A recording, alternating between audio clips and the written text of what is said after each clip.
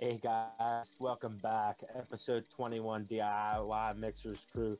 We got a very special guest today. We got Skiddlz in the house. How you doing, Skiddlz? Oh, dude, I'm doing great. I'm doing great. Awesome, A little bit hungover, but you know, I'm alive. Yeah. So how did everybody's Thanksgiving go? Did you guys eat a lot of turkey and shit? Yeah, pretty much. Yeah. I didn't Welcome, eat any Skiddlz. shit. I did eat some turkey. Yeah. No turkey, bro. Yeah. No. Well, me either because hey, I don't have Thanksgiving. Thank Yeah, God. you don't celebrate Thanksgiving. No. So today we got Skiddlz on, man. We're gonna talk a lot of stuff today. Real quick for you guys out there in the community, you know who Skiddlz is. He is a phenomenal mixer. He was awesome enough to grace us with his presence today. We're gonna talk a little bit about his show that he has. Also, you guys out there that haven't tried out his flavor pack, make sure you check out bullcityflavors.com and go under the flavor packs. And Skittle has his God Milk out there. Make sure you pick that up and give it a try. It's a freaking awesome strawberry recipe. Give that a try. And then a couple things that we're going to go over first before we really get into in depth with Skiddlz. Make sure you check out www.liquidbarn.com. Use code MIXERSCREW. Get 15% off your total order. Get free shipping over $50. And also DMC6 at Bull City Flavors. Get 6% off your total order. Real quick, guys, I know those codes probably don't mean crap right now because of a lot of the Black Friday sales that are going on. I don't know if you guys hooked up some of them. I think Bull City Flavors right now is running, I think it's Turkey 17. You get, I think it's 20% off your total order right now at Bull City Flavors. Now, Skiddlz, correct me if I'm wrong. Is that also good on your flavor pack?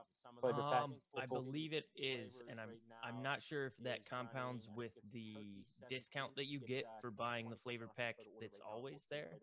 Okay. Yeah, I don't know if it does either. Not positive on that one.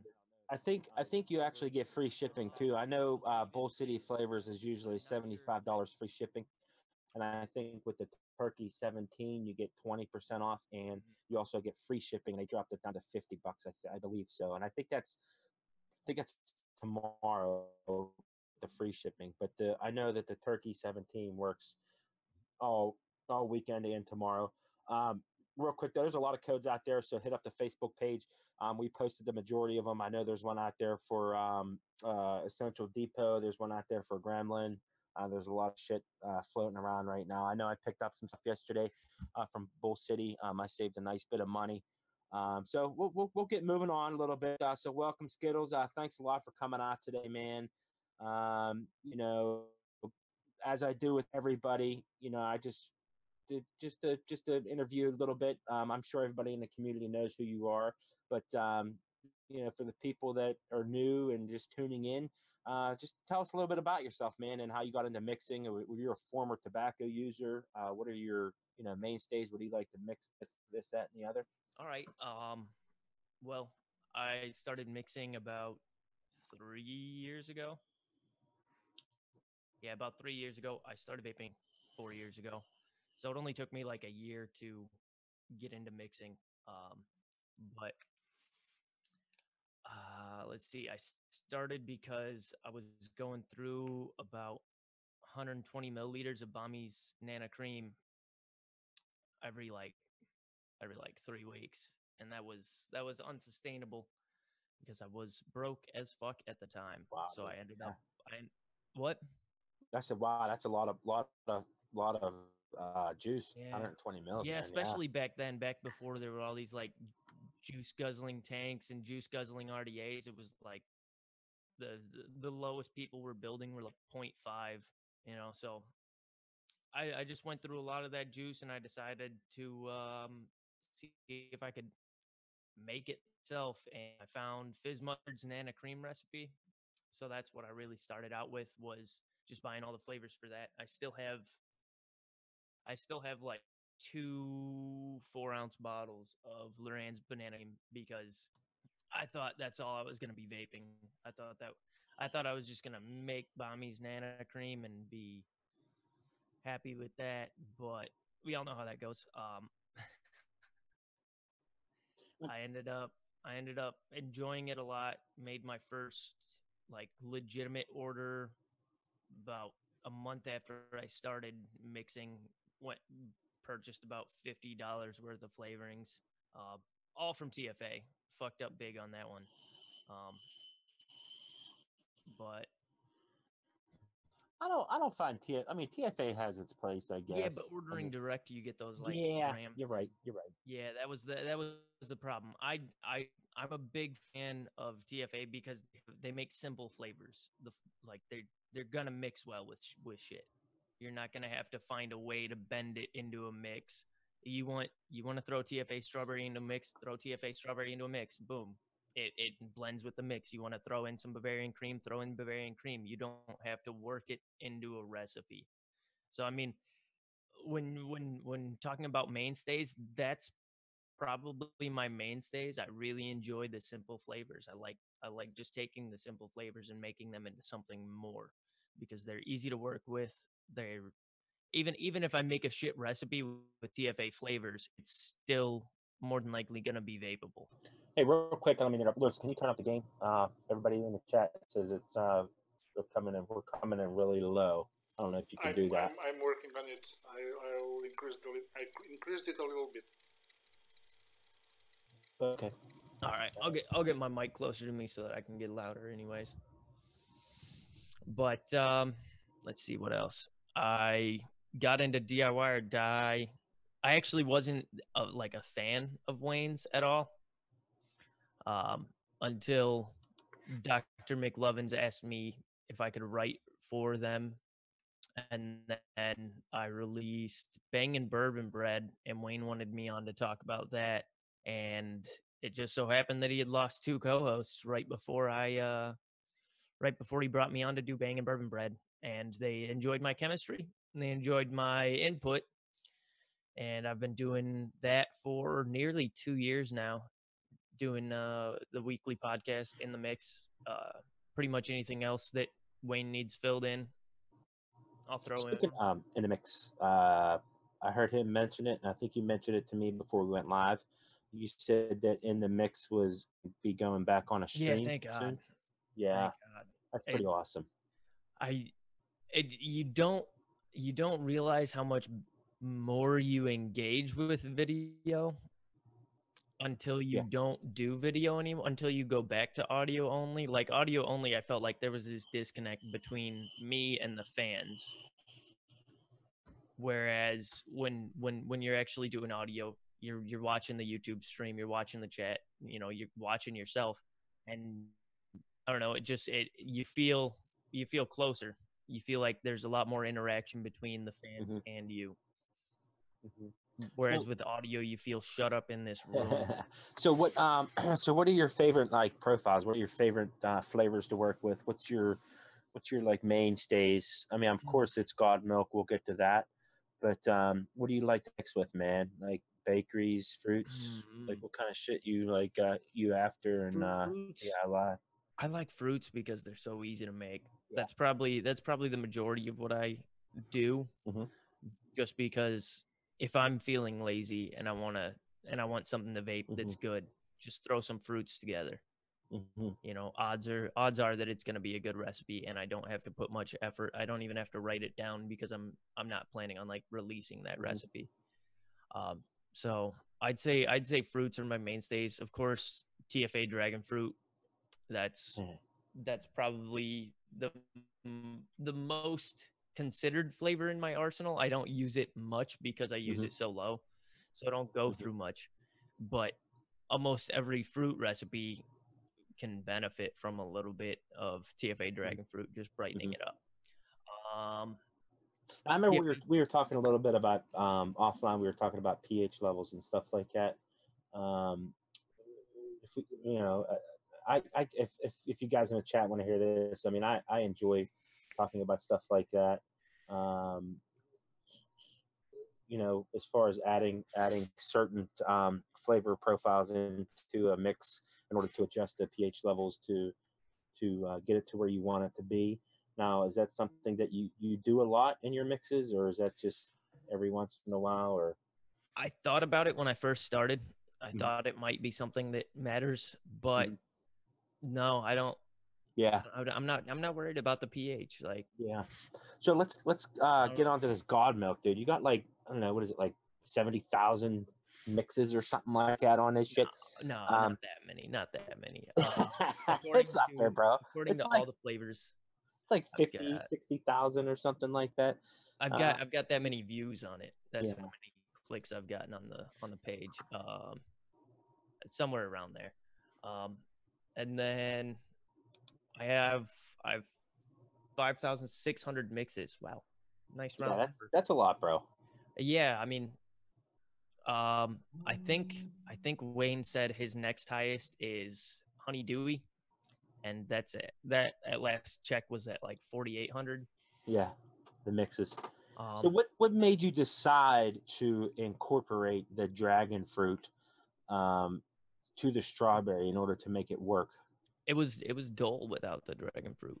Without the dragon fruit, the strawberry just tasted like muddled. It was mushy. It wasn't a bright strawberry milk that I was going for. So the little bit of dragon fruit in there just pops that strawberry up. It helps bring down the creams a little bit, and it really makes the strawberry forefront in this strawberry and cream. Yeah, I find it beautiful. It's funny. I don't know if it was from your mix or if it was somebody on ELR. It was a long time ago. When I was on a quest to make, and I still am to this day, but I gave up on it. The perfect strawberries and cream. I've done, I don't know how many combinations, over 100.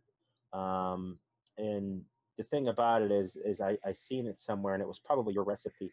They incorporated dragon fruit in there with the strawberries, and it was a game changer for me.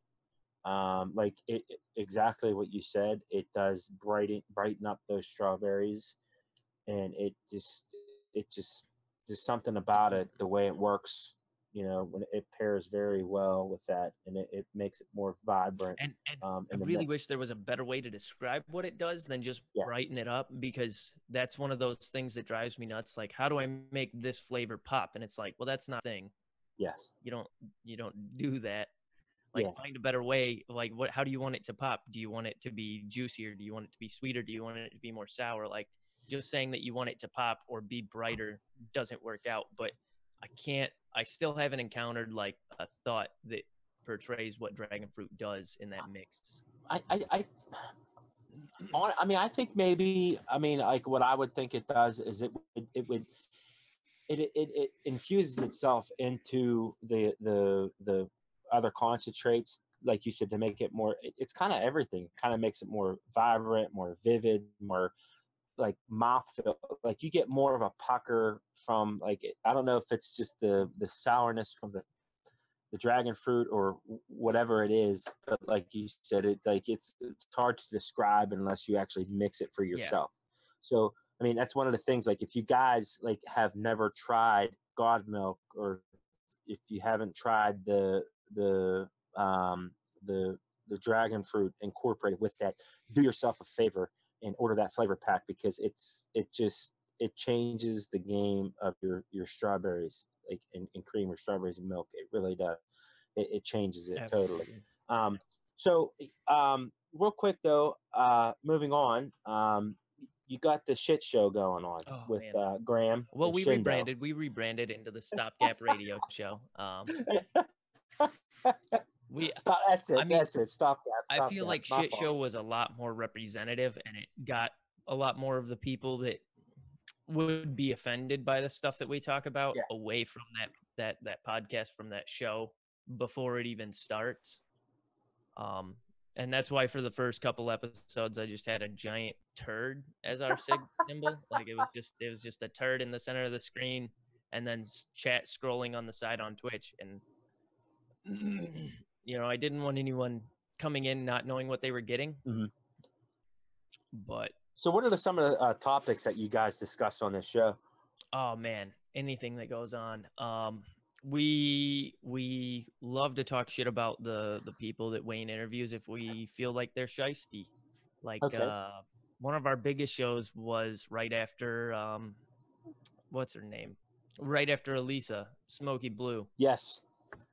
Right after she did her interview, and we were sitting in our Zoom room waiting to go live, listening to this, just listening to the interview, just waiting to go live. We didn't even plan on talking about it, and we were getting just so heated listening to everything that she was saying, all the pseudoscience that she was spouting, and how like it promotes vitality, and it got us. It got to our core to the point where we were like, all right, everything for the show goes out the window. This is what we're talking about right now. We're gonna tear this apart. Yeah, is that the one that was up their ass with that product that was out on the market, the nicotine alternative or whatever? Yeah. It wasn't so much an interview. It was more her spouting bullshit about Alterna and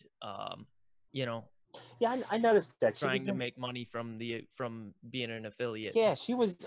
I remember her. She was trying to argue on. I think it was Pippa's group about that, and some of the shit that I was reading that she was putting out. I'm like, really? I'm like, she must either be getting paid or something. Yeah, it was just fucking garbage, like you said. So I agree with you 100%. I mean, and then after the owners of Alterna ended up blowing up on Clayton for his bad review of them, his really gentle bad review, like everything was researched. He didn't outright say that it was a terrible product, but they still went onto his Instagram and insinuated that he was mixing meth in with him. And I mean, if you're part of the community, you know that he just relapsed and he's going to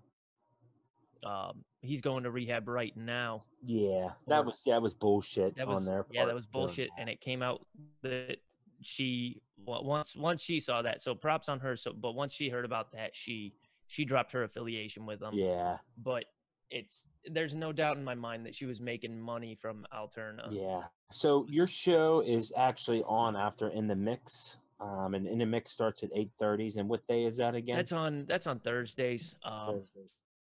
So Stopgap starts either like 15 minutes after In the Mix ends if we don't have an interview on In the Mix, or it pops up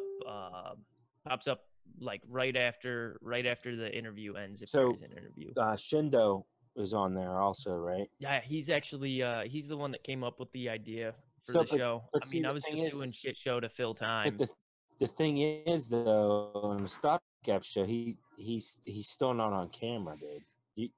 I'm telling you, you do an unveiling with this son of a bitch, you're gonna get 1 million views because nobody knows what the hell he looks like, bro. Everyone's wondering what Shindo looks like. Yeah. I mean, he's got that 90210 pic on his Facebook. I'm not gonna release his name, but he got that pretty boy pic on there. You know, hey, wear a fucking bag or do something. Like I'm about to say, hey, bro, I'm gonna pitch in and get him some better internet. He said that's only $50 right now. It's like, what the fuck, man? So, if you want to stick around, I'm sure you were with the show. We're going to discuss some of the recipes that we decided. We put a challenge out there for you guys in the community. We decided to do a cinnamon challenge, and we were surprised on how many entries that we actually had. I think there was 11 or 12 recipes that were submitted to the group. Was it 11? 11. Yeah, I really enjoyed this one. And the sad thing about me is that I usually, when I do a mix, like I literally just write it down on paper and mix it. I, and that's pretty much it. So for the guys that put all this work and steeping and this, that, and the other, you know, that's pretty much how I come up with a mix. And if it turns out, it turns out. If it doesn't, it doesn't. Sometimes I work on it, but mine turned out pretty good. So Lewis, if you want to talk a little bit about those, some of the recipes that people submitted this week. Okay, I can. It was kind of surprising how our group responded to our challenge. It was great. Um, it was great to have so many recipes coming up. So let me talk about this first one that was submitted by Kimo. He was our guest last week. It is an apricot cinnamon frosted Danish, and here are the flavors he's using: 2% apricot, 0.75 cinnamon Danish swirl, Capellas, Lorraine cream cheese icing 1%, graham cracker clear TPAs 3%, sugar cookie 1.5, super sweet 0.5, and white chocolate 2%. This one was the first one to be presented to us. So hope that you guys have mixed it. Wow, 2% Flavor West white chocolate. Yeah, 2%. Wow, that seems a little bit steep from what I've used of it.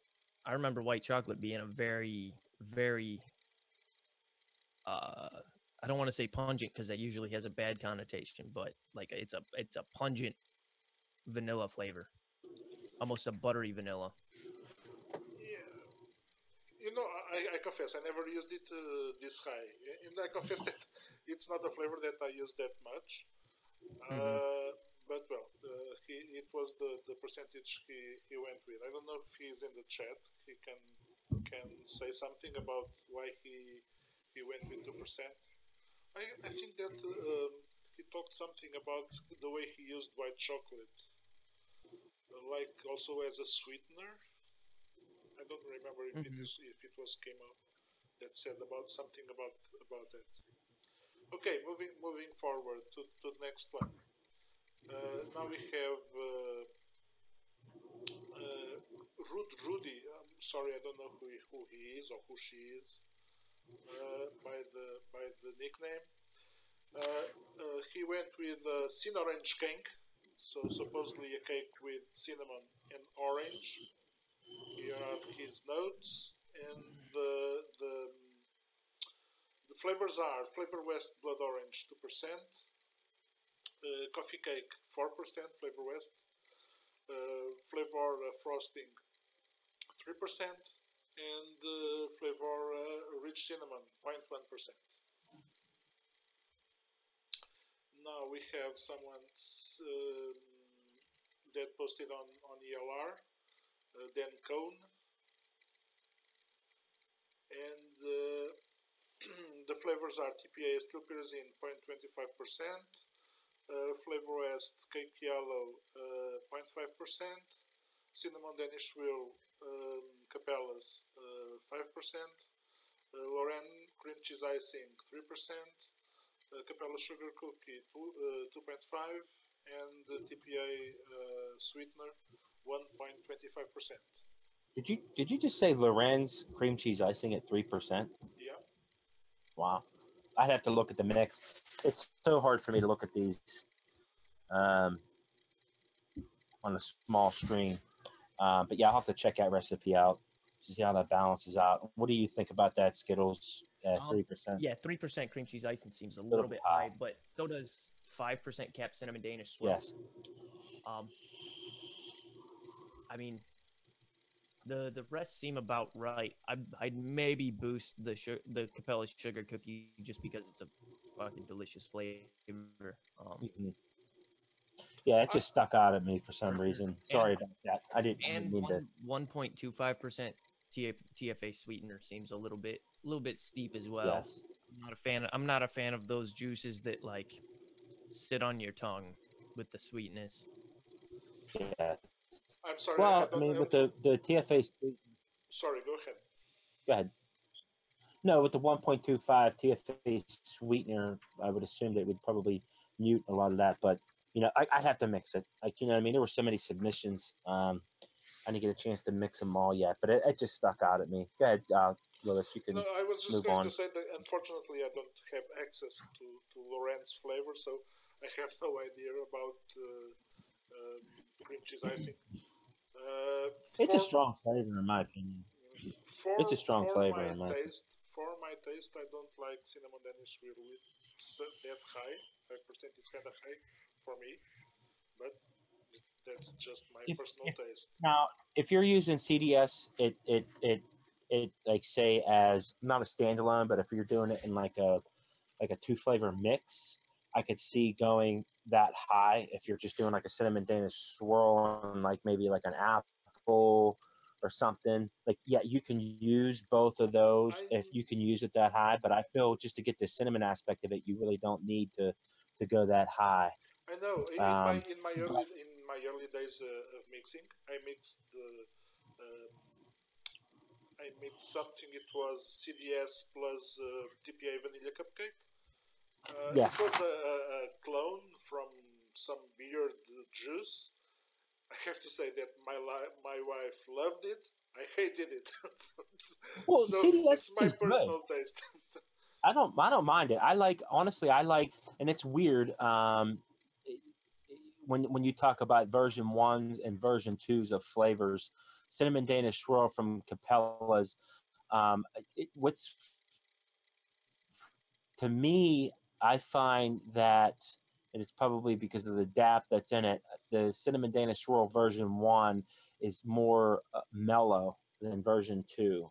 I enjoy that flavor. I did vape the crap out of it for a long time and I got sick of it, but now I've been trying to reincorporate it in some recipes and I find that it does work well.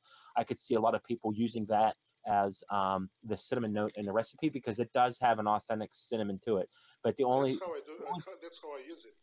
Yes, but the only problem with that though is once you hit that certain percentage where it is in that recipe, that you get that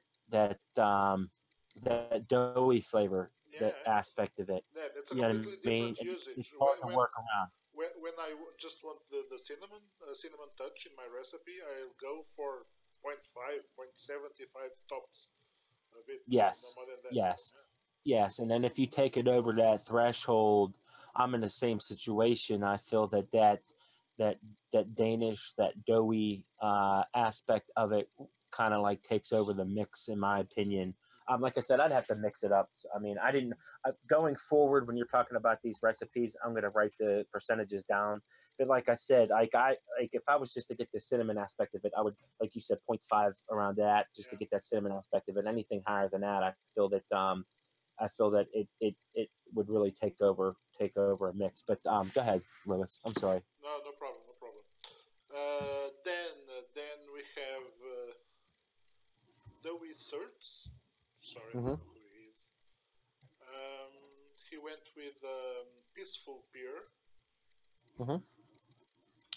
And the recipes is flavorous butterscotch 1%, Devon cream 3%, pear flavor arts pear 2.5, Innovaras 2%, TPA Quints 0.75, rich cinnamon flavors 0.15, and Capella Super Sweet 0.25%. This sounds about right. This one seems pretty well balanced, pretty Yes, nice. it looks pretty good. Yeah, it does. I seen that one, and I remember looking at that one, and I said, "Wow, this looks pretty good." But I think there was like 2 or 3 of the concentrates that I didn't actually have on that one. I think I have Devon cream, but I haven't been using it for quite a long time. What are your flavor notes on that? What do you like? I've never used that flavoring.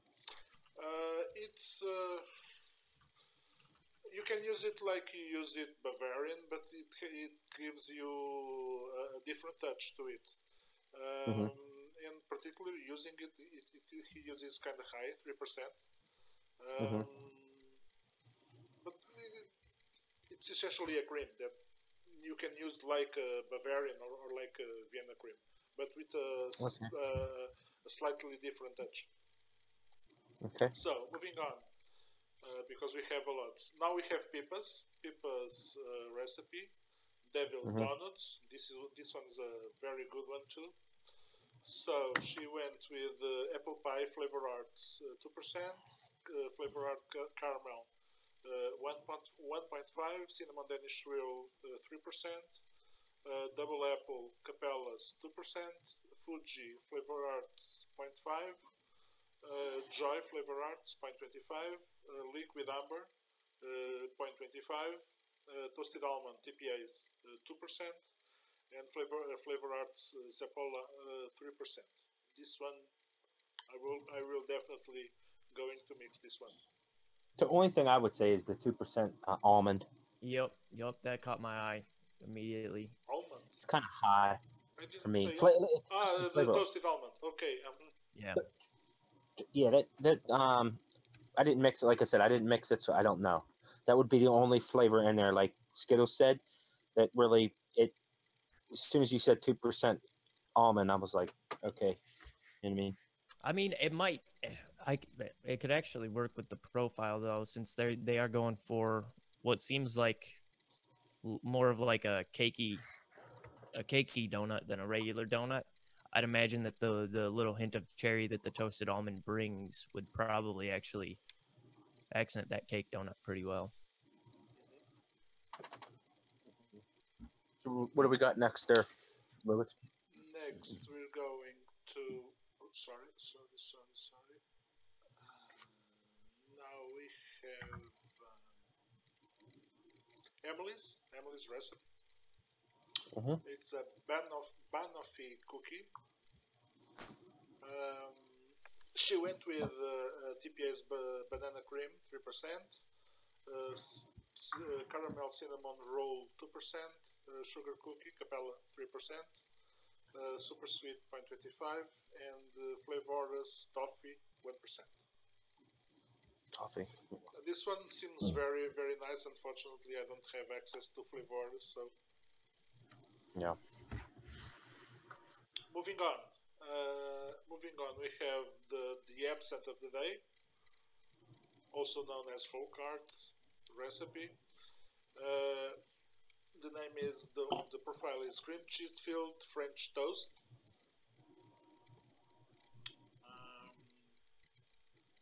You guys should read the notes because as folk art made an effort to write them, you should read them, I think. So, Lorenz cheesecake 4%, cinnamon Danish swirl 1%, deep fried pastry dough super concentrate, Wonder Flavors super concentrate 2%, flavor arts maple syrup 1%, Capella super sweet 0.5%, and Capella's vanilla custard 1.5%. Okay. Now, I'm going to talk about mine. Sorry, guys. It's okay. I went with well, as we did to challenge with chocolate. I didn't. I had to use chocolate a third time. So I went with a cinnamon chocolate cake, and my flavors are Bavarian TPA Bavarian cream 1%, Flavor West's yellow cake 3%,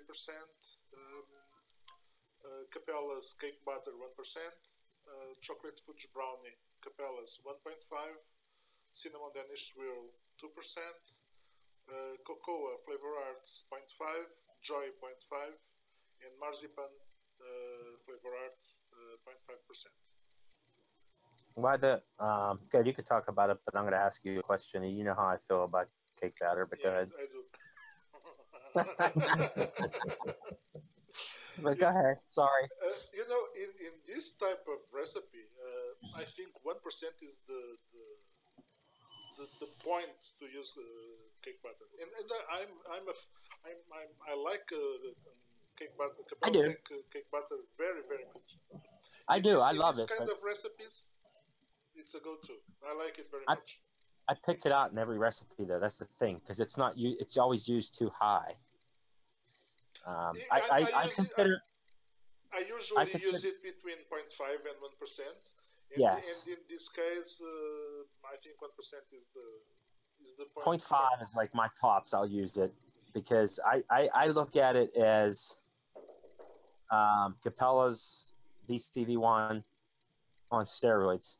Like it's just so fucking strong, and if it's not used correctly in a mix, it'll just take it over and destroy it. In Well, my opinion. I can assure you in this case it's not overwhelming the recipe. Okay, it's there, but I wanted it to be there, but it's not overwhelming. Not, not Well, I'll mix it. Like I said, I with the holidays and stuff like that, it was very difficult me to mix a lot of these recipes, and the majority of them they look fucking phenomenal, and I can't wait to try them all out. There's a select few that I don't have the flavors on, but you know, I'll try to order them as soon as possible to mix them up. Here, one that's more, I think most people might not have it, is Flavor Arts Cocoa. It's kind of rarely used, but it gives a touch that in this recipe I like it very much. I don't know if All right, you what else we got? Sorry? Come on, what else we got? Come on, we got like 50,000 recipes here. Yeah, What else now I can pass the word to Russell so he can talk about his. All right, I appreciate that, Lewis. My recipe for the challenge was a Chi-Chi's Mexican fried ice cream. On my cream stone, I went with a TPA V-Pick vanilla bean ice cream, TPA Bavarian cream, and the Liquid Barnes vanilla ice cream. I used the Bavarian at 1.5%. I used the vanilla bean ice cream, which was my main profile for that, at 3.25, and the Liquid Barn vanilla ice cream at 0.5. That made up my cream stone. For the spice rack, I used the TPA cinnamon sugar cookie, and I used that at 1.25%. The cinnamon Ceylon from Flavor Art, I used that at 0.25. That made up my my cinnamon on top of that ice cream. Moving on, where are we at? For the coating on that ice cream, I used 1.5% of Cap Cereal 27. And I was kind of hoping that cinnamon sugar cookie and that Cereal 27 were going to commingle together, you know, and make that nice hard shell that you get when you get that fried ice cream out of the fryer. And for my fried note, I used 0.75% of FA Zapola. And to add a little richness to it, I also used Capella's caramel at 0.5%. With the cream stone that's in there, it did need a good little weak steep to allow that cream to settle in and allow those two cinnamons to mellow out. But I think it turned out really well, in my opinion. I liked it. I've been baking it about 3 days now, so it's pretty good in my opinion. Cinnamon Ceylon. That's just that just freaking stays there forever. The only thing I think I think I got pissed at you. I think you put Zapala in there. A lot of people did, but whatever. But the only thing that I could see maybe condensing down a little bit in the recipe, and by all means, you guys can critique my recipe any way you want. Oh, not critique, can we? You can talk shit on it all you want. I don't give a fuck. But the only thing that I could see is why use the and maybe Skiddlz can probably maybe even chime in on this too. Why use the Liquid Barn at 0.5? To me, that really doesn't bring anything to the table when you have was it TPA vanilla bean ice cream at 3.5%. He could have consolidated the You could consolidate those and got rid of that. I think so too. I don't know. There was just something I liked about. I mean, I'm not a huge fan of the Liquid Barn, first of all, but it did have something. But it did have something on the end of it. You know what I'm saying? Yeah. That I liked, and so I actually like the TPA a lot better. TPA, I love TPA vanilla bean ice cream. I can't stand it. Yeah, it was just something. It was just something that the Liquid Barn brought at the end. You know what I'm saying? I can't explain it. You know, it's just. Now, Skiddlz, you said you're a bandit. You enjoy that flavor as well? Liquid Barn, can't stand TFA. Oh, okay. TFA gives me the pepper flavor. I get pepper. I don't get that. Yeah, I think it was a disagreement that we had on our couch when we were talking offline a few days ago. That's another big problem that I have with Flavor West white chocolate. Is it's like TFA with that pepper flavor. If you can taste that pepper flavor, except Flavor West is about 10 times that. Yeah, it is a powerful flavor. I think we were talking offline too about was it Liquid Barn's white chocolate peppermint. I get toothpaste from it. I fucking love that shit. Oh man, you love that? You like that flavor? Everything. What's that? I'll rub that shit on my nipples and call it. Dude, I tell you what, I like it, but at a higher percentage, I get like Colgate toothpaste. But with the Liquid Barn, Shindo and I actually went back and forth and discussed it for a while. He thinks it's just rebottled TFA, but I love it because it's TFA without that pepper notes. So it's slightly less vanilla, but I don't get that pepper off note. And I mean, if I was creating this recipe, I would have just bypassed the TFA vanilla bean ice cream entirely because it's such a polarizing flavor. You know, there's probably 30 or 40% of mixers get pepper from it. Yeah. So that's you're blocking off 30 to 40% of people from even mixing this, because I won't touch a recipe with vanilla bean ice cream because I know that I get that off note from it. I know that there's like no benefit that I get from it like other people. I mean, I guess I'm kind of damned in that way, but would you say now like me personally, I don't get that pepper note. So the 3.5 vanilla bean ice cream, I'd say, okay, leave it there, get rid of the Liquid Barn. Now you would go opposite and say, just go with the Liquid Barn and get rid of the TFA. Yeah. TPA. Yeah. That's how I would go. And percentage wise, you're looking at what? I would go a little higher maybe because it's a little bit, it needs to be a little bit higher than a TFA. I find that like 4% is like the sweet spot for Barn vanilla ice cream. That's what I was going to say. Yeah, about 4%. That's the wonders of do-it-yourself, because you can adapt it to your own taste. Yeah. Maybe even a little bit of meringue to bring that vanilla ice cream, to give it like that. I don't know, that it's hard to explain. Meringue brings a lot of body to ice creams, I've found. I do enjoy adding a little bit of F.A. meringue, but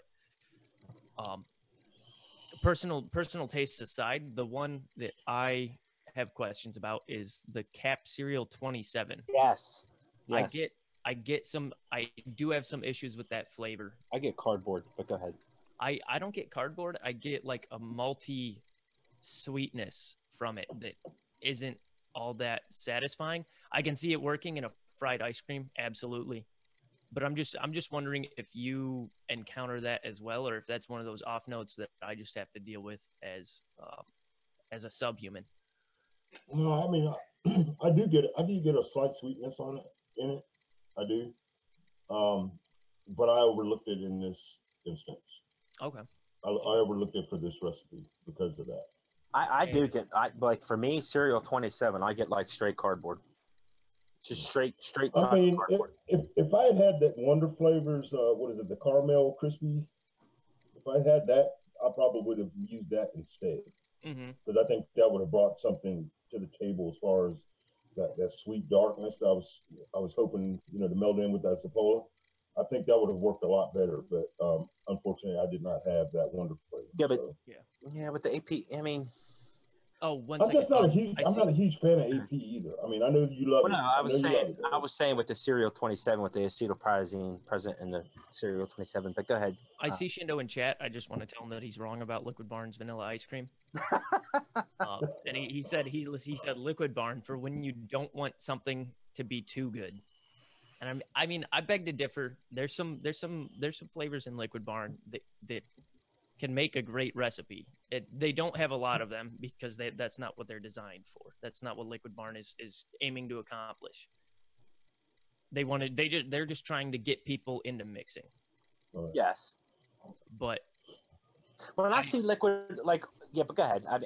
I love their blue raspberry. Yeah, their blue raspberry's popping. Yeah. Their vanilla ice cream, fantastic. Their pumpkin spice, I'm a big fan of because I think I discussed this on either Stopgap or in the mix, but it's manageable.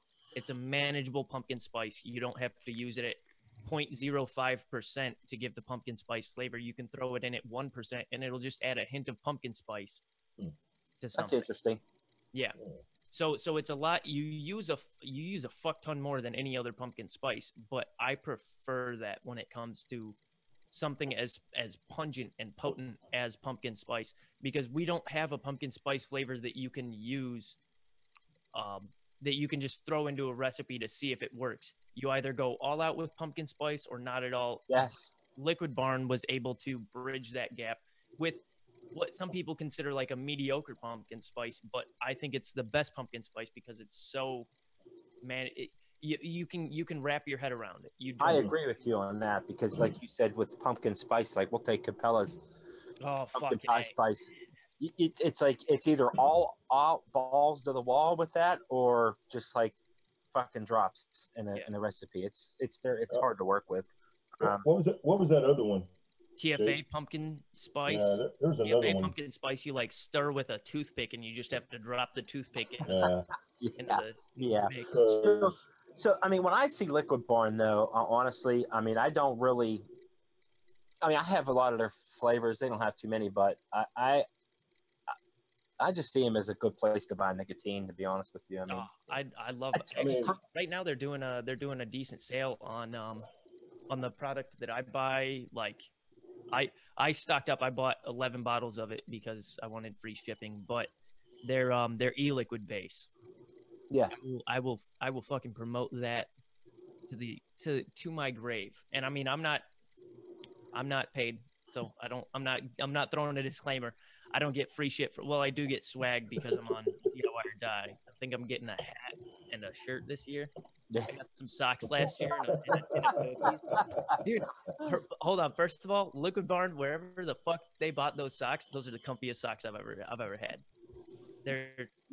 They're phenomenal. But I do get some swag from them every now and again, just because I'm in the mix and I'm associated with Wayne. But I love their e-liquid base because it takes the work out of mixing. I no longer have to like get out my syringes and measure my nicotine and worry about if I'm fucking up my nicotine. I no longer have to add PG to a mix. Like my PG and VG are at the back of my closet. I haven't fucking touched them in about a year because I ordered so many of the e-liquid base last Black Friday.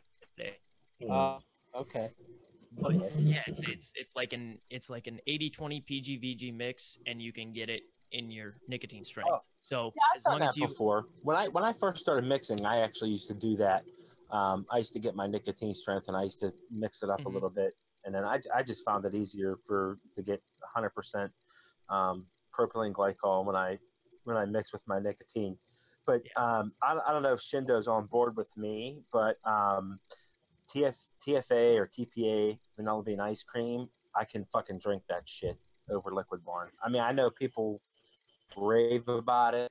I like it.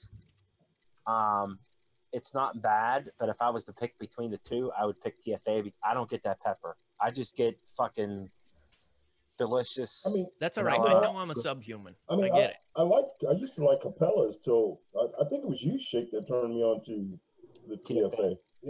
Yeah, Capella's is not bad, but TFA is bold. It's more bolder. It's got more of a deep richer, like rich tones of vanilla. Capella's sweeter flavors, like their newer flavors after everybody fell in love with vanilla custard V1, they came out with some newer flavors and they were trying to cut down on the diketones in them. Yeah. There's something in those flavors that gives me like that malty sweetness, that malty anise-like sweetness on the back of my tongue that I can't stand. So I don't like Capella's vanilla bean ice cream. I'm not a fan of Capella's Bavarian cream. I'm not a fan of their sweet cream. Their buttercream is phenomenal though. Yes. I do love their buttercream. Yes. But a lot of those, I don't know, they're going for like mellow creams now. A lot of them have this weird underlying sweetness that I can't appreciate. Almost like the sweetness that cake batter brings. Yes.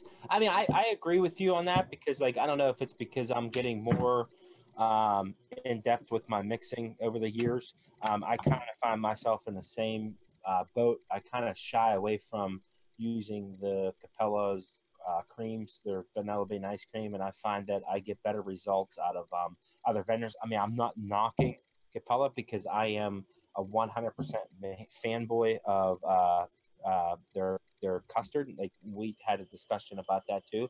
I love their custard, but as far as like, I honestly, out of their Bavarian cream, I know it adds body and stuff like that to your vapes, but I get dry notes off of their sweet cream and their Bavarian cream. I could pick them out all fucking day. There's some weird off notes that it's extremely hard to explain, and I always use just anise-like sweetness because anise has that weird twinge that I don't enjoy. It's, I don't know. More recipes we got, Lewis. Yours?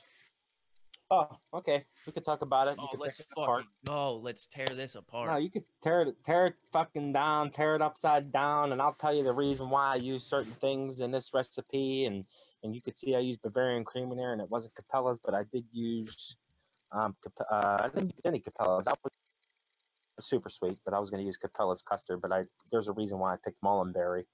Are donuts making a resurgence? What's that? Are donuts making a resurgence? Because I remember when Bro Nuts came out, everyone had a donut, and then it died off. But you guys have done 3 donuts highlighted, and then. Well, I think the reason being is because cinnamon. When you use cinnamon, it's kind of easy when you're making a donut or a cake or something like that, like in a bakery, than it is to pair cinnamon with something else. And I think so it's good point. So, and I think too because of Zepola, I think people Zepola has spiciness. Are enjoying Zepola, and Zepola is great to make a good donut. Yeah. Speaking of, I'm not a particular fan of it, but people like I'm more a fan of Capella's funnel cake. Yeah, I was going to tell you the exact same thing, and this is, and I've talked about this in past episodes, or maybe offline with Capella's funnel cake, and it might have been offline, and I talked to my crew about this countless times. That Capella's, if you run out of Zapala, you can sub funnel cake for me, because it kind of has the same flavor notes in it. But if he doesn't have to read out the ingredients, I'll just go through on what I was trying to accomplish in this recipe. And like, I apologize. Like I said, when I do recipes, I write them down on paper and just mix them. Like, I don't tweak it, this, that, and the other. I mean, it might need tweaked for you guys. I got it, dude. You're in good company. I got like so many of these little tiny notebooks flying around my mixing room because I'd rather have it on paper. It is. And it's just like one of those things. I write it down and I mix it. It's not. I don't really put any thought process into it. I say, okay, I wanted to make a cinnamon cream-filled donut. This is what I'm going to make, and this is what came out of it. I wrote it down on paper and I mixed it, and it actually turned out pretty good in my opinion. Use Microsoft Excel. Gives you right the grams, everything. True, but it's. I don't like having to leave my area, come, put it in, go back. Correct. And then memorize all the flavors that I use, all the percentages that I use. Use your phone or whatever. True, but it's a lot easier to write something down, and if I decide to make a change on the fly, I erase a percentage. I'm the same way. Throw it in there. I always I did make a change on a fly today before I think it was yesterday before I released it. I did make a change on a fly, and I didn't even write it down. I actually just typed it into all the flavors when I released it yesterday. That's an idea for an episode for you guys. Just do like explaining the different ways of even storing your recipes. Yes. Well, here's the deal. Like even with my recipes, I do have a recipe Bible that once a recipe is finished, and I enjoy it. It's like one of those things. Like it's like a little black book where I put a finished recipe in, and I write it, and I put it back on the shelf, and it just collects dust until I get another recipe that I enjoy, and I make sure I store all of those in there in case just one day, the shit hits the fan and either all the flavors or ELR goes down. I have my recipes on hand. Or the apocalypse comes. Or the apocalypse comes from Korea. Yeah, whatever. Yeah. Well, the good news with that is if your recipe like gains any traction, there's going to be 8 of them on ELR. True. So you got to back up there. True. Yeah. True. I had somebody do that with my custard one time. They just fucking, oh, can I use this on ELR? Go ahead, whatever. I'd never get asked. I wish I would, because it's like, yeah, they sure. did ask me. Just put down who actually made it. Don't like. That's what I told it them. as your own. I said, hey, just as long as you say I'm the one that mixed it, I don't give a shit what you do with it, but whatever. I mean, not commercially, but it wouldn't go to commercial anyway. But I said, just as long as you put I'm the one that developed the recipe. So anyhow, to my recipe, I just wanted to make an easy, basic donut dusted with cinnamon and sugar. And the main body of my recipe is Flavor Art Zapala, and I really enjoy this concentrate. And going back to Skiddlz and what he was talking about, it truly reminds me of Capella's funnel cake. Now, with Capella's funnel cake, it's a little bit sweeter, but it has the same spicy sweetness to it. So they kind of like they're like brothers, in my opinion. There's a bit more Play-Doh in Capella's funnel cake too, so you want to keep it a slightly lower than you would use Zapala. Yes. As with most Flavor Art flavors, they're a bit cleaner, but there's also some weird notes to it. So if you don't want like the spice from Zapala, go with funnel cake, but keep it lower, because there are going to be some off notes that approach, especially at 4.5. Well, the reason why I did it that high is because with the cinnamon, with the cinnamon. Cinnamon Ceylon, Ceylon, or however the fuck you say it, and the TPA, like with the cinnamon Ceylon that you use, Daddy Kane, I get more of a Red Hot's candy from it. Just like even smelling it, if I smell the two together, I get more of a Red Hot's candy from that. And there was a couple people that when they did their recipes, they went like super high on the cinnamon, and I'm like, what the fuck? You really don't need that much cinnamon. Especially when you're working with either TPA or cinnamon, the Flavor Art cinnamon. That's why I went 0.1. Now, like I said, the body, I did kind of go kind of high on it because I wanted to, incorporate it with the cinnamon, I didn't want to really mute that cakey aspect of it. Now, a lot of people are probably saying, why did you use the wow instead of joy?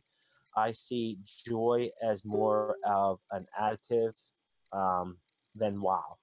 I mean, joy, you get that kind of beer, bready, fucking nastiness from it. And when you use it at lower percentages, you do get like that, what do they call it, powdered sugar.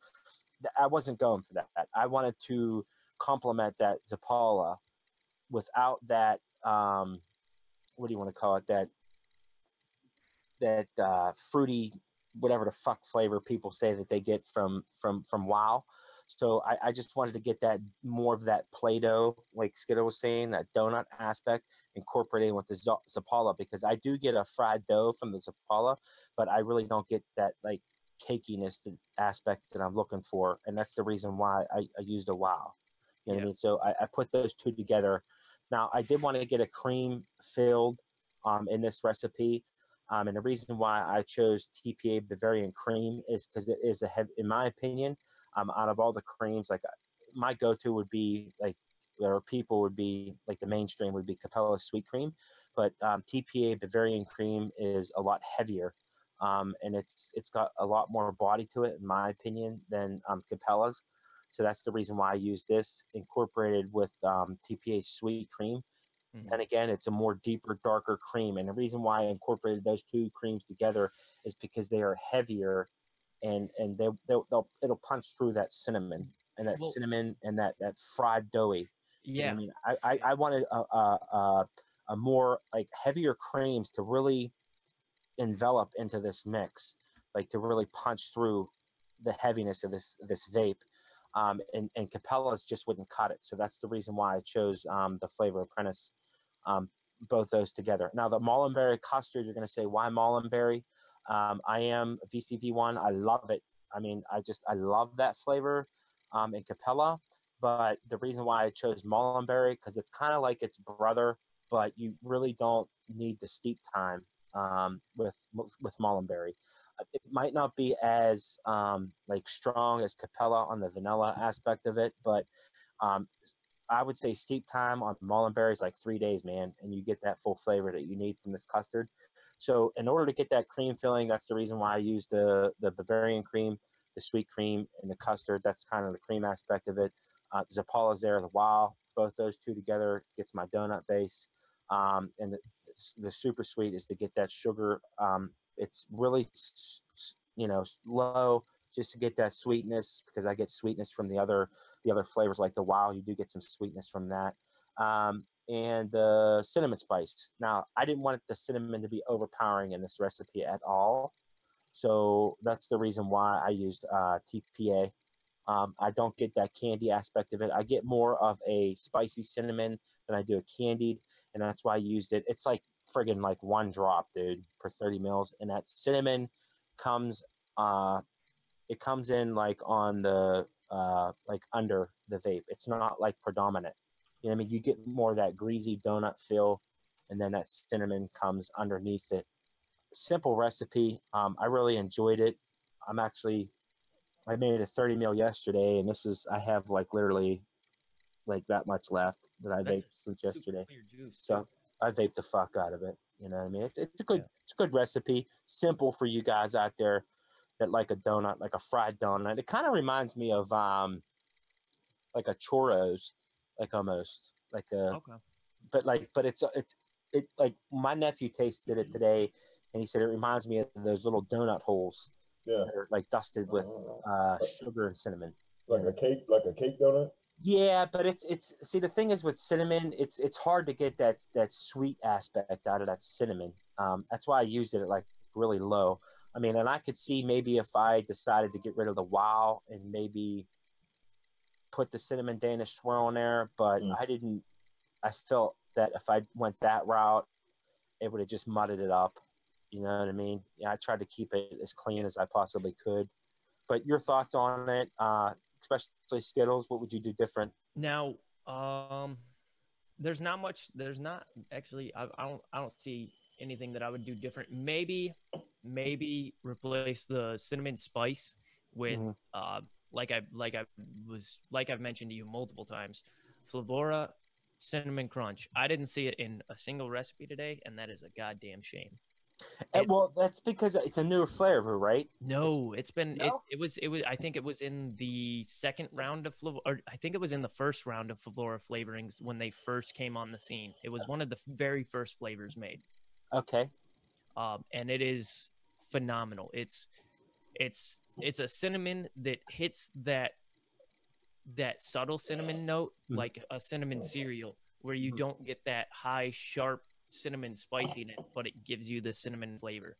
Okay. Skiddlz, sorry to interrupt you. Just let me remind you all that whenever you talk of these kind of flavors, you're discarding most of European mixers because we don't get it here. I believe chefs should. No, chefs. The variety of flavors available at chefs is very, very small. Then I might have to send an email to the chefs and tell them to carry it, because this flavor is. Sorry, I don't know in particular the flavor you're talking about. I don't know if they have it, but trust me, the variety there is very, very small. Yeah, I'm checking now. I'll check for you. I got chefs up right now. But that's a great place to check for those of you who are overseas or not overseas, but non-US and are looking for flavors that we're talking about. Chefs is a great place to check.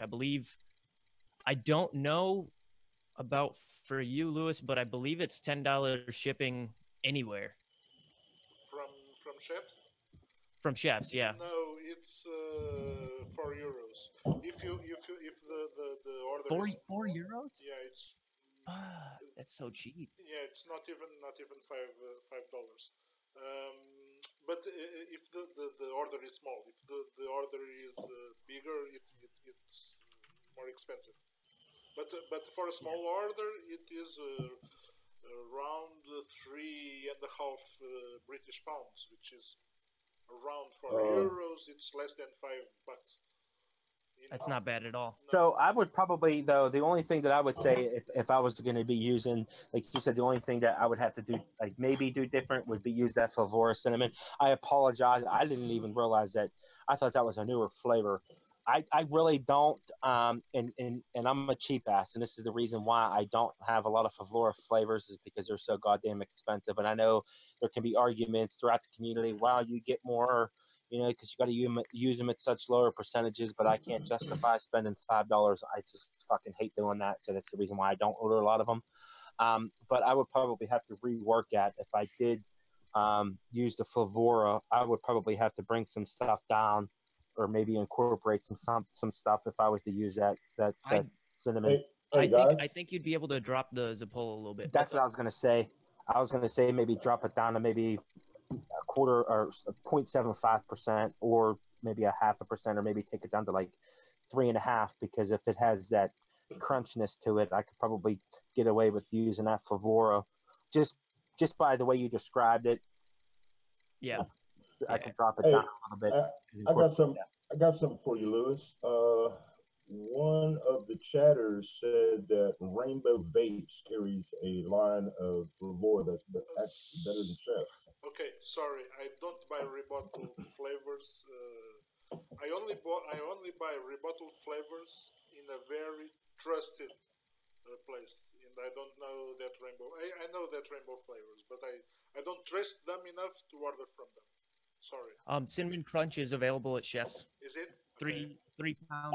I'm gonna actually order that one, and I'm gonna try it. It's $5.49 for you at Bull City, at least. Mm-hmm. But for those of you who are non-US, it's 3.29 pounds at Chef's. I'm telling you right now, this. If you're I see that's the thing with cinnamon flavors. Yes, this flavor is. That's the thing with my cinnamon spice. Every cinnamon that I own, I get those. It goes back to getting like those kind of goofy off notes, that sweetness. Every cinnamon that I own, I get that inherent sweetness that I don't want in a recipe. And if Flavora could bring that to the table, this recipe, I like it. But and I enjoy it, like I vape 30 mils almost in a day. But like I said, if I can get more of a drier cinnamon spice out of that Flavora, fuck, dude, I'm there.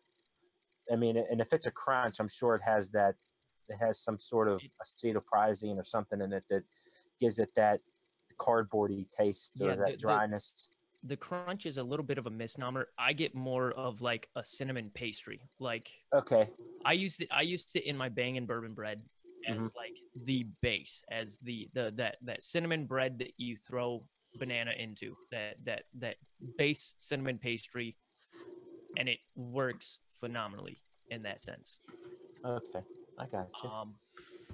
But yeah, you could probably drop Zappola to 3.5, replace the cinnamon spice completely, throw Flavora Crunch or Cinnamon Crunch. Do not buy Crunch cereal. Stay the fuck away from Crunch. Fucking paint thinner, bro. I got it. It's disgusting. It's so fucking bad. It's gross. It's one of the worst flavors I've ever had. People get it to work. I can't get it to work. Even at like like Jen Jarvis, 0.00 fucking 1 flavoring. I cannot get cinnamon crunch to work. The people, or I'm sorry, cereal, cereal crunch or whatever the fuck it is. It's fucking junk. I can't stand that flavor. Terrible. And the people that say that they got it to work, they are just people that haven't tasted the off note yet. Because once you taste that off note, it shows up in any mix. 0.1%. It doesn't matter. I can't get it to work. No. I'm in the same boat. So, do we have any more recipes, or is that it? No more recipes. Okay. All right, guys. But I think this week people surprised us because we have very nice collection of recipes, of cinnamon recipes. Yes. Yep, yes. That was a good turnout. We a lot of people really. I think it's because we gave people more time to develop their recipes this time around. But had an awesome freaking time today with Skiddlz. Anything else you want to talk about Skiddlz before I do the closing on a lot of shit? Oh, we want actually before we go. I know we're cutting up on time, but we do have a special guest today. Skiddlz, real quick, if you want to talk about your pumpkin spice tobacco that you just released recently, before we jet. Oh yeah. So as I talked about, Liquid Barn has a manageable pumpkin pie flavoring. It's pumpkin pie, but I don't get much pie. I just get the pumpkin spice out of it. But it's manageable. It's usable. You don't have to avoid it in the recipes or play around it in the recipes. It's an actual tool instead of a detriment if you throw it into a recipe. So I decided to use it, decided to showcase it for Liquid Barn because when they release a flavor, they do send it out to certain mixers. I'm one of those mixers. I get to play with it before it comes out. That's how I discovered white chocolate peppermint last year. That's how I discovered their pumpkin spice, their blue raspberry, their vanilla ice cream.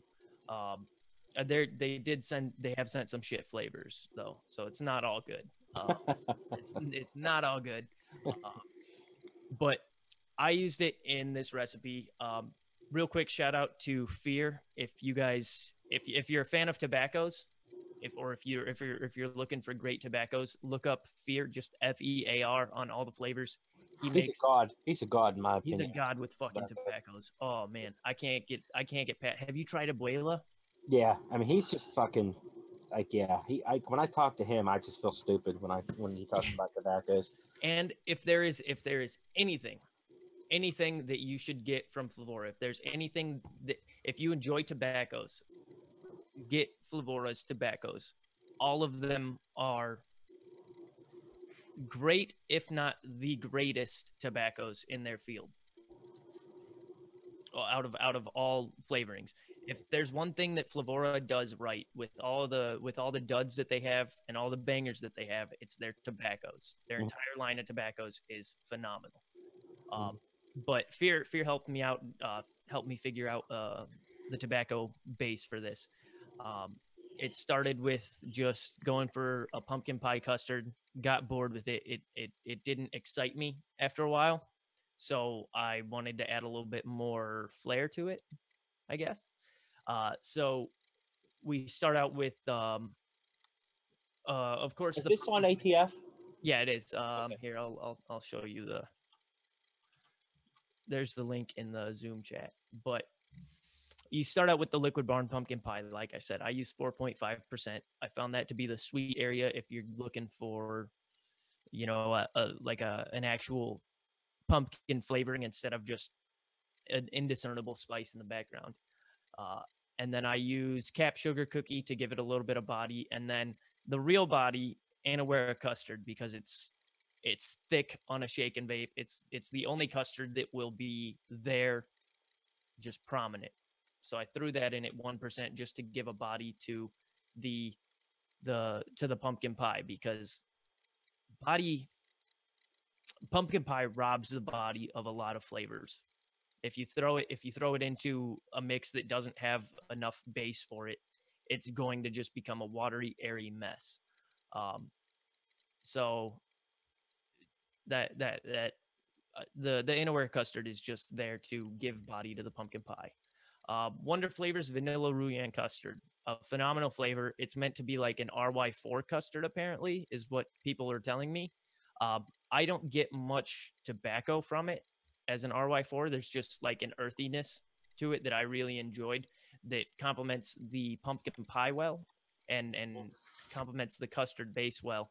And the Flavor West yogurt I used to, once again, add a little bit more body to the pumpkin pie because I really didn't want this to fall flat and become airy and just watered down like most pumpkin pie flavorings. So I throw that in, and it also helps prevent the creams and the sugar cookie from getting too sweet. So it kind of does a double job in this one.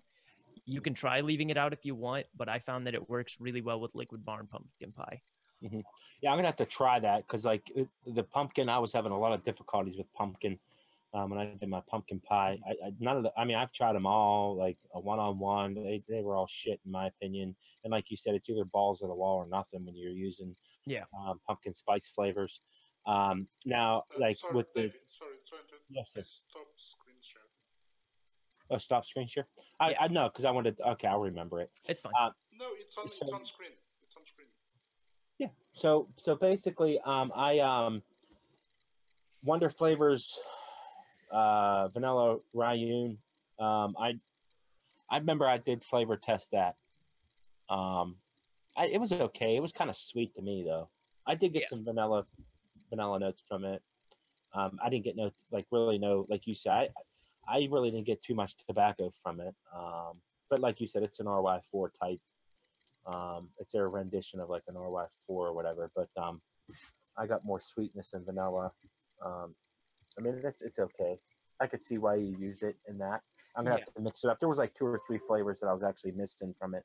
And the tobacco base that that Fear helped me out with, I wanted like a mellow, smooth pipe tobacco. So I wanted this to, I don't know, I guess embody the mood of Thanksgiving, of the holidays. So Flavora native tobacco is a little bit thicker. It's a little bit heavier than the Turkish tobacco, so I used it lower. But this is absolutely that pipe warmth, the pipe smoothness, and then the Turkish tobacco adds that grittiness, that little hint of ashiness and a slight sweetness to the tobacco flavor. But yeah, I'm gonna have to check that out. Incorporating. What's cool about this, just by looking at it, and what really grabbed my attention about this recipe is just the deepness that you get from like the spice notes from the pumpkin and incorporating it with the tobaccos. That's just like, that's fucking genius in my opinion. It worked out really well. Yeah, as far as making it work, because you get that real spicy deepness, darkness from the tobaccos and then the pumpkin. It's like, yeah, that's gonna be. I'm gonna have to really try that shit out, man. That looks really fucking phenomenal. And the benefits of using Flavora is that they're a tobacco that do this weird dance in and out of the spotlight. So at a shake and vape, you get that tobacco. It's a nice strong tobacco with pumpkin spice on the back. About a day, 2 days in, the pumpkin spice comes out a little bit more. The tobacco slides to the back, and then at around 5 or 6 days, the tobacco comes back, stays in the forefront for a week before fading out again. So it does. The Flavora tobaccos all do that. They have this weird dance that they do, but it works really well to keep you from getting tired of the mixes that you use them in. But yeah, that's one that I just released. I'm really enjoying it. So you're working on a real quick. Like I said, I know we're bumping up on time, but I know Graham, he always says who gives a fuck. But you got you're actually working on a Oreo milkshake, and that's kind of interesting. If you want to talk about that for a couple minutes. Yeah. So this one just it came about as just something I threw together when I was on Fresh 03's show, when I did that live mixing or whatever it was with him. At the end of it, I just threw together Real Flavors deep fried chocolate cookie, I think it's called, or deep fried Oreo cookie, something like that. Through that with Liquid Barn vanilla ice cream because I was really enjoying Liquid Barn vanilla ice cream, and it came out so well on a shake and vape that I dove straight into it. I've since bought the Real Flavors original Oreo cookie or chocolate cream cookie, whatever it's called, because they can't use Oreo in the name. Cookies and cream or something? Cookies and cream. Yeah, I think it might be cookies and cream. Yeah. Deep fried cookies and cream, and then Real Flavors cookies and cream. It's absolutely an Oreo. Yeah. Yeah, it is darker than the devil's dick, though. Yeah, it is. It's like fucking tar. Yeah. That's the only thing I was afraid to use it, but go ahead. But that together with Liquid Barn vanilla ice cream is almost spot on. Of course, I'm throwing in a little bit more cookiness to it because I don't want it to just become a chocolate milkshake. So Flavor West Hazelnut, that's my go-to when I'm looking to bring out the texture of. Well, what Flavor West? Flavor West Hazelnut. Oh, okay. Yeah, Jesus Christ. I thought you were talking about Flavor West. Never mind. Go ahead. No. Yeah. Flavor West Hazelnut is really one of my I was thinking of something else. I was like, you thought cookies and cream was dark. But yeah, but go ahead. But yeah, that's going well. I'm pretty sure I have it nailed. I want to let it steep for a little bit longer and come back to it in a couple weeks. But look for that one. Hopefully by the start of the new year, I should have that recipe out. Oh, so you're going to release it? That's what I was just going to ask you if you're going to release that one then. Yeah, for sure. Okay. I'm definitely going to release this one because there's a gap. There aren't many good cookies and cream flavors out. Well, at least not Oreo cookies and cream. So I'd really like to fill that gap and give people some shit to. Well, wait, what's that one from Chris DVR? Oh, that's just sugar cookies and cream. I know, Yeah. I'm just messing. He has like 70,000 fucking views or something on that one. Yeah, he's definitely the most viewed recipe on all the flavors. We bring that up all the time. So, in closing, I really appreciate you, Skiddlz, joining us and gracing us with your presence today. I really enjoyed your company today and talking flavors. That's one thing that I really enjoy. I can sit and talk to somebody for hours about flavor concentrates and bending them and putting them in recipes. I really appreciate everybody out there in the community that subscribe to us and that are in our Facebook group. Really came together and did this cinnamon challenge. There are some beautiful recipes out there. So for all you people out there that are watching this video, make sure you go on All the Flavors or ELR. We will repost those recipes in the chat or the comments down below in the video. That way you can check out these recipes. They look phenomenal. I am going to try most of them. I will try to leave a review for you guys. Also, make sure you check out the Stopgap show, man. It's on after In the Mix. In the Mix is on at 8:30, and that is a Thursday, right? Yes. Also, real quick disclaimer: Stopgap is not affiliated with DIY or Die or Wayne Walker. Okay. It's our own entity. We branched off. It's also not vaping centric. All right. It's more of like a comedy show. We get on there and we just, it's personalities that you guys have come to know and like from DIY or Die that got together because we wanted an outlet that wasn't just talking about mixing or vaping because it gets stale after a while. I've been doing it for 2 years. It does. So it real quick disclaimer, it's not a mixing show. We will talk about mixing every now and again. But the majority of it is current events we like to talk about a lot, and we just have fun. But it's not for the faint of heart. We do get pretty offensive. Yeah, didn't you have like a hooker on there or something? Yeah, we booked a hooker for one of the shows. And she sat there with her mic muted for about 25 minutes. I tried to intro her and bring her on, and she unmuted, played Ludacris for us, ate a cheeseburger, and then left. But Graham ended up having a hooker show up to his trailer, and it turned into a golden show at the end. So it started as a fucking train wreck, but man, did we end on a strong note with that one. Kick ass. It was. So yes, that is the Stopgap show that is on Thursdays So in the mix. so you're running an adult show, right? Come again? You're running an adult show. Correct. Yeah, it's definitely TVMA for sure. So that's another good thing though too with In the Mix. I know also you're on there, and you said that is actually going to start streaming again. Hopefully next week. You said. Yeah. That's what we're slated for. It was supposed to be this week. Wayne forgot it was Thanksgiving. Yeah. Well, a lot of people this weekend with Thanksgiving, it was very tough for a lot of people to get together. I know a lot of people had family over, but we really enjoy your company, guys, out there in the community that decided to catch our show today.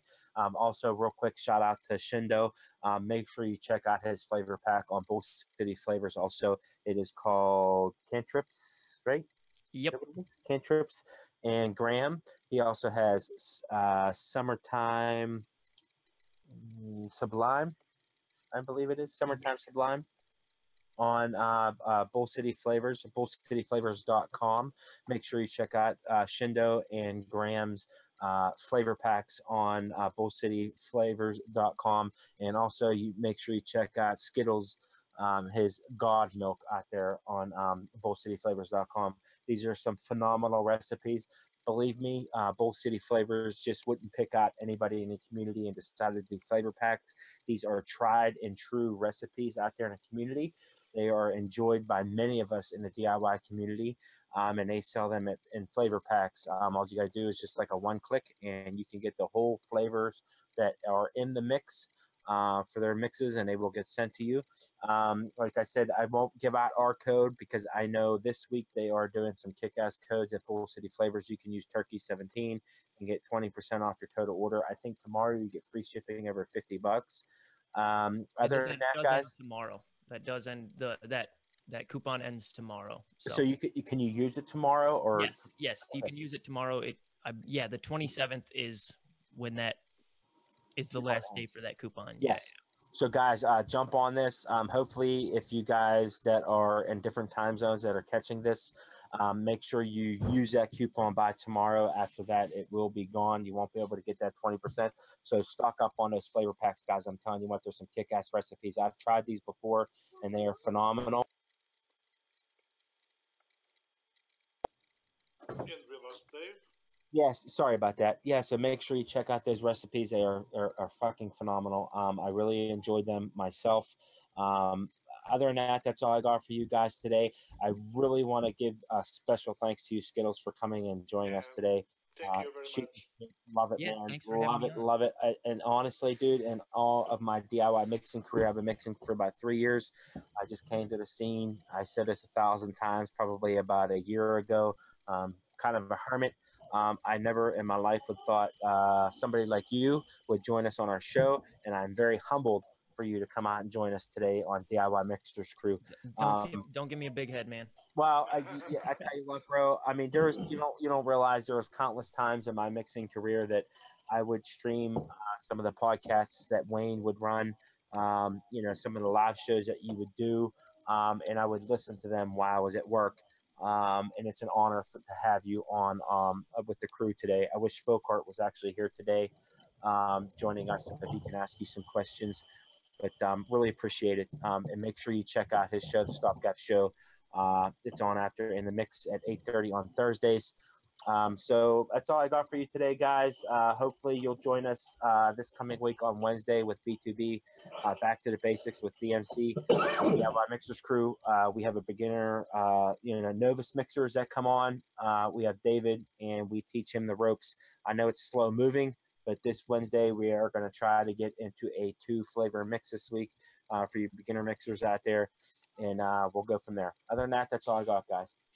See you next week. Bye-bye.